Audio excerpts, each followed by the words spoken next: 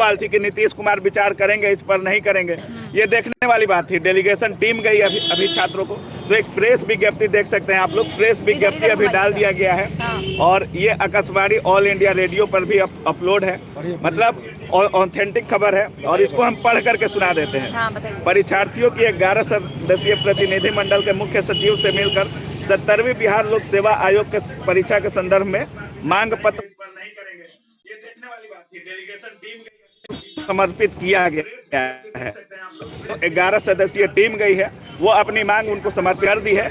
और वो मांग इस प्रकार है, थोड़ा ब्राइट वीडियो शेयर कीजिए, बड़ी खबर है। इसमें पूरी प्रारंभिक परीक्षा को रद्द करने, परीक्षा में अनियमितता के उच्च स्तरीय जांच कराने, परीक्षार्थियों के खिलाफ दर्ज मुकदमे वापस लेने, परीक्षार्थियों पर अत्यधिक बल प्रयोग करने में संलिप्त कर्मियों पर कार्रवाई करने तथा दिवंगत सोनू कुमार के परिवार को मुआवजा देने की मांग की गई है। जो 11 सदस्यीय टीम गई थी छात्रों की, उसमें 5 मांग रखा गया है। जैसे जांच करने का जो परीक्षा हुआ है, पूरी री एग्जाम की मांग की गई है, पूरे परीक्षा की जांच कराने की मांग की गई है। सोनू कुमार जो सुसाइड कर लिए, उनके परिवार को मुआवजा देने की बात की गई है। जितने छात्रों पर प्रदर्शन के दौरान या धरना स्थल या जो भी कार्रवाई हुई है उन पर, पुलिस बल की या FIR हुआ है, उसको वापस लेने की मांग की गई है। और कल जैसे देखा गया कि लाठीचार्ज वगैरह जो भी हुआ, तो उन पुलिस अधिकारियों पर जो जानबूझकर लाठी चलाए या लाठी बल प्रयोग कर रहे हैं छात्रों पर, उन पर कार्रवाई करने की मांग की गई है। तो ये 5 मांग छात्रों के द्वारा की गई है। और मांग पत्र समर्पित करने के क्रम में बापू परीक्षा के अलावा कुछ अन्य परीक्षा के केंद्रों के संबंध में मुद्दे समर्पित किए गए हैं।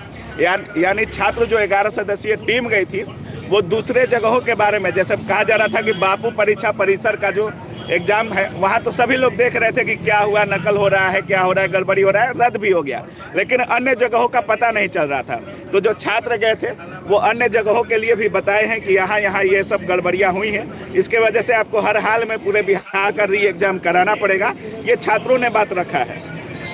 उसके बाद सभी बिंदुओं पर गहराई से चर्चा करने के उपरांत प्रतिनिधि मंडल को आश्वासन दिया गया है कि उनके ऊपर समर्पित मांग पत्र पर विधि सम्मत कार्रवाई की जाएगी। परीक्षार्थियों को यह भी सुझाव दिया जाता है कि वो शांति बनाए रखें। मतलब बड़ी खबर है। और हो सकता है कि इस पर जिस तरह से आश्वासन दिया गया है कि इस पर कार्रवाई की जाएगी, इस पर जांच किया जाएगा। और अब जैसे कहा जा रहा था कि परीक्षार्थी 13 दिन से थे, लेकिन कोई कार्रवाई नहीं हो रही थी, कोई बात नहीं हो रहा था, कोई डेलीगेशन से बात करने को तैयार नहीं था। आज सचिव साहब भी कह रहे थे कि हम बात करने को तैयार हैं।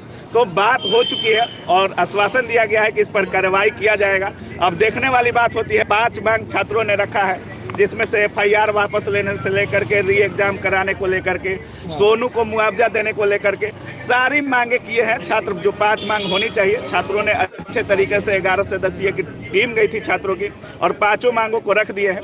और देखिए कि आश्वासन ही मिला है या री एग्जाम मिलेगा, अब ये देखने वाली बात है। लेकिन बड़ी खबर है। ये बताइए, दोनों छात्रों और गवर्नमेंट के बीच में जो मतलब निगोशिएशन, कम्युनिकेशन हो रहा है, ये बड़ी बात है। हाँ, बड़ी बात है, क्योंकि 13 दिन हो गए और गवर्नमेंट का कोई भी व्यक्ति ना छात्रों के पास आया, और छात्र पहुंचे भी तो नीतीश कुमार या अपर मुख्य सचिव या मुख्य सचिव से बात नहीं हो पा रही थी।